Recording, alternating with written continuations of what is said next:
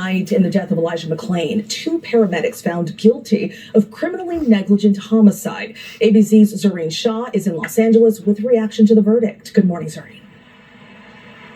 Good morning, Steph. These 2 paramedics were found guilty and they face up to 16 years in jail. Now, this was a death that rocked the nation and it reopened a debate about race and police reform. This morning, a guilty verdict for the 2 paramedics charged in Elijah McClain's death. Both Peter Chikuniak and Jeremy Cooper found guilty of criminally negligent homicide, and Chikuniak found guilty of second-degree assault. The jury, finding Chikuniak unlawfully ordered an excessive dose of ketamine, a powerful sedative.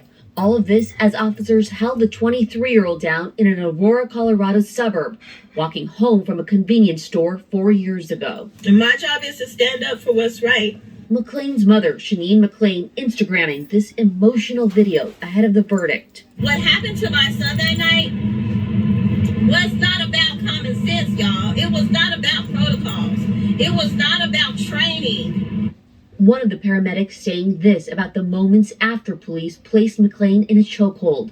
They said they had to use ketamine because he appeared to exhibit signs of excited delirium. This was more excited delirium than just an aggressive patient. Ketamine is the one drug of choice that we could use to help that.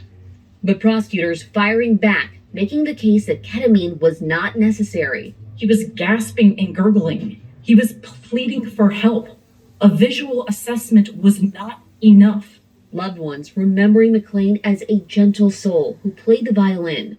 Police had received a report about someone sketchy when they stopped him, but the prosecution said he was just walking home. I have the right. Stop. I have a right to stop you because you're being suspicious. McClain's mother said he wore a ski mask because his anemia made him feel cold. What this verdict really says to the general society, each person has to take accountability and be responsible for what their role is and how they interact with the individual that is subject to the search, the stop, or the seizure.